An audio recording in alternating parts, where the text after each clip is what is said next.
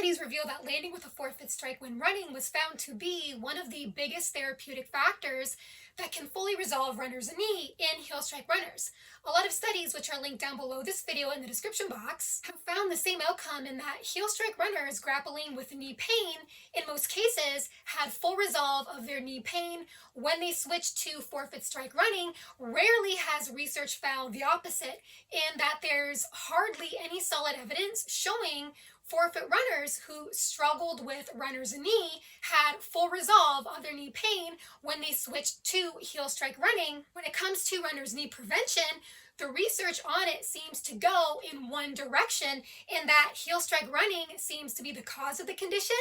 But when heel strike runners adopt forefoot strike running, the knee pain in many cases has been fully resolved through forefoot running. This is because the impact forces linked to runner's knee found in heel strike running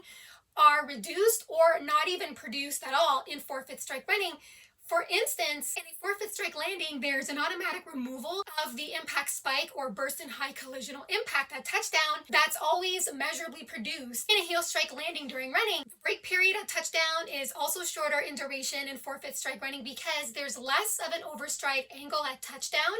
of which the knee is required less to decelerate the body's mass, whereas the knee is required more to decelerate the body's mass at touchdown in heel strike running, because heel strike running often produces an extended break force period at touchdown, because heel strike running most often produces a larger overstride angle at touchdown. However, the forefoot strike is not the only mechanical action in play for safeguarding the knees in running. Research also points to other mechanical adjustments you can make in addition to your forefoot strike when you run to ensure even greater reductions in net forces on the knee. Landing with a forefoot strike has gained almost universal acclaim for producing less overall impact than heel strike running,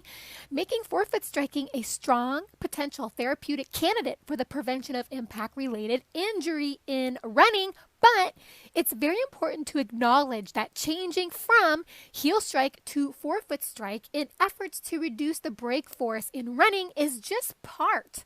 of the solution, but not the entire solution, as a reduced break force involves more than just adopting a forefoot strike landing pattern during running. It involves making other mechanical modifications, including slightly bending the knee, especially when the forefoot strikes the ground. Knee bending in both knees is probably one of the most effective ways to get the ankle to land closer to the knee and the center of mass at touchdown, which the center of mass again is the torso and the head in running, as slightly bending the knee joint at touchdown seems to work best for reeling in the foot, restraining the foot from landing too far ahead of the body. Other work has concluded, especially in pose running, which is pretty well sourced and evidence-based, same with chi running, in that leaning a little forward, not too much, but just a very subtle forward lean from the ankles, as well as kicking up your stride more behind you, thinking about rapidly pulling or removing the foot from the ground rather than rushing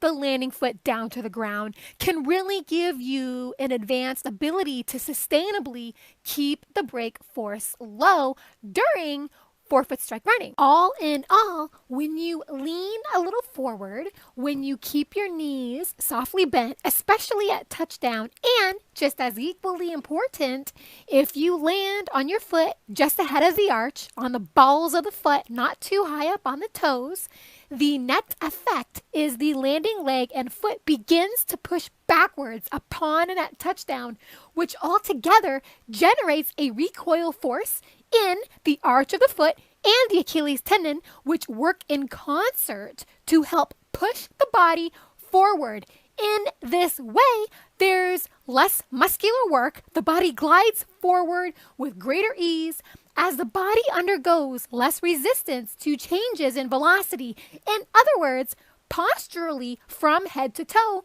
running in this way, everything is more well positioned to give you a faster turnover, Globally, the body is able to move at a near mechanical optimum that involves less drag forces and much less intensive braking forces. This is one of the fundamental ways in which you can tune your biomechanics to make your forefoot strike more effective and safe so that the net effect is reduced brake force and less plowing of the foot into the ground, which in turn can definitely start you off on a safer mechanical path where you are less prone to impact-related injuries. So this is how your forefoot strike can be made more effective at suppressing harmful knee joint impact loads is by keeping both knees slightly bent, especially keeping the knee bent at touchdown. Never fully extend or fully unbend your knee at touchdown, because in this way, the knee joint is locked out with no flexion during the point of running that produces the bulk of high impact forces,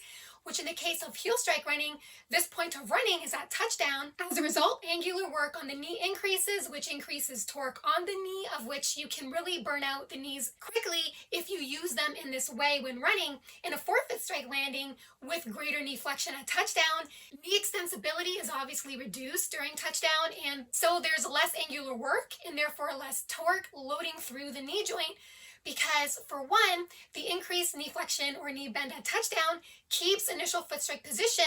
sufficiently close to the center of mass, resulting in less bursts of a collisional force. And secondly, it just makes the knee joint more stable at touchdown. Increased knee flexion at touchdown when running has been found to correlate better with sturdier knee joint stability, which may reduce rotational stress off the knee, which in turn may make the knees much less vulnerable to injury. Next, adding a slight forward lean when you run does have a very well-known effect of reducing mechanical loads off the knee joint, partly because it helps keep the body's mass closer to the knee at touchdown rather than behind the knee at touchdown, which would happen if you run too upright. Whereas when you lean forward when running, body's mass is closer to the leg at touchdown, of which the lower leg becomes more effective at storing and releasing elastic strain energy due to a mass on a spring effect that's created with a forward lean during running. In this condition, your stride is more elastically powered by the elastic structures of the lower leg during the propulsive phase.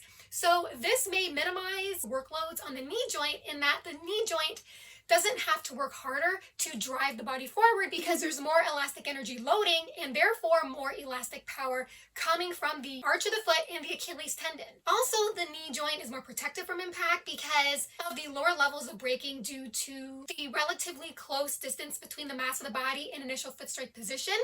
of which this positional arrangement is responsible for helping reduce transmission of compressive loads on the knee joint as well. I hope you've enjoyed this video. If you did, feel free to hit the thumbs up button as well as the subscribe button if you haven't already, where you will stay more informed on heel strike running versus forefoot strike running, as well as on barefoot running and minimalist running. Thank you so much for listening and watching. Have fun out there on the roads and trails. Bye for now.